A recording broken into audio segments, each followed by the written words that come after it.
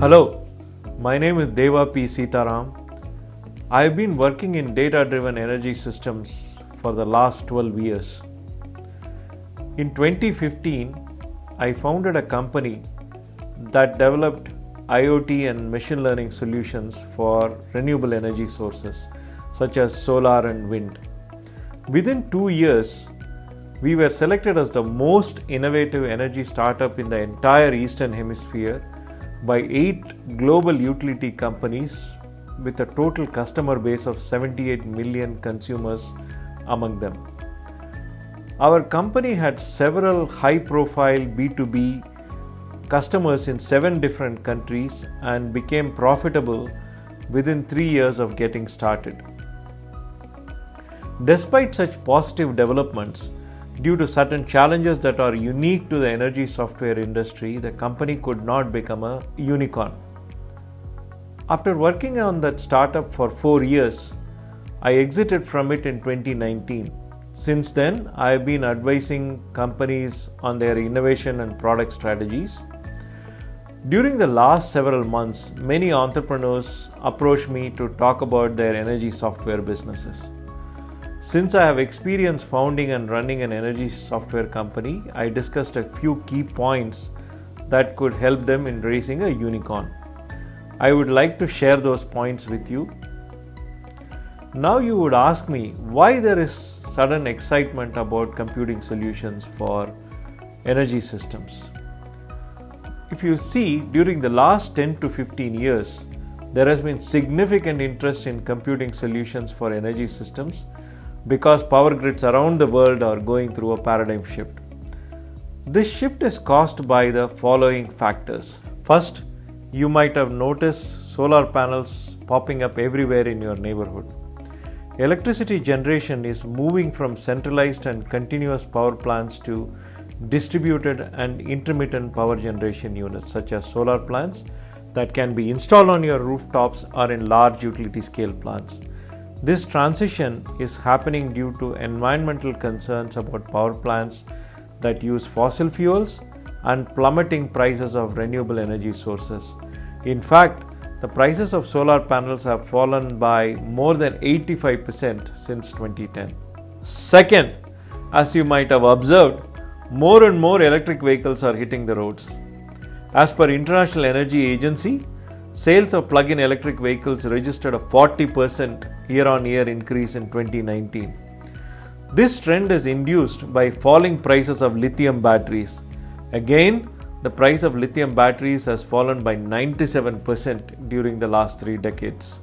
Third, as grid operators are finding it expensive to serve peak loads on their grids, they are introducing demand response programs through which consumers are asked to modulate their demand to match the grid load condition.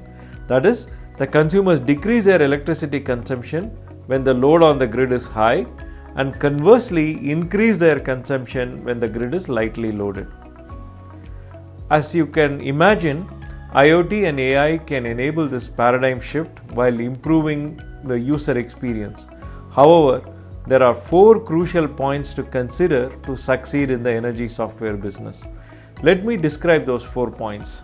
First, try to position your solution as close to generation, conservation, and transportation of energy as possible. In energy systems, the most valuable commodity is energy and not data or information. For instance, a solution that directly optimizes an electrical load is more valuable than the ones that just point out the inefficiencies using different user interfaces. This means you might need to own electrical assets and or have direct control over them. Second, determine the market size for your solution. The area is relatively new, so the immediate revenue opportunity for a pure software play may be small. For instance, the total installed solar generation capacity in the world as of November 2021 is approximately 650 gigawatt. If you are going to charge the prevailing price of $1 million per gigawatt for solar plant monitoring software, the total market size is only $650 million. If you assume you will get 20% of the market share, your revenue will be only $130 million. that may not sufficiently excite top-notch VCs to invest in your venture. As you know, without capital, scaling becomes extremely difficult. Third, ensure your solution is flexible so it can easily interface with equipment supplied by different manufacturers. Although standards are getting defined, standardized application interfaces are not widely available in energy systems. This means you might have to customize your solution for each of the OEMs and networks.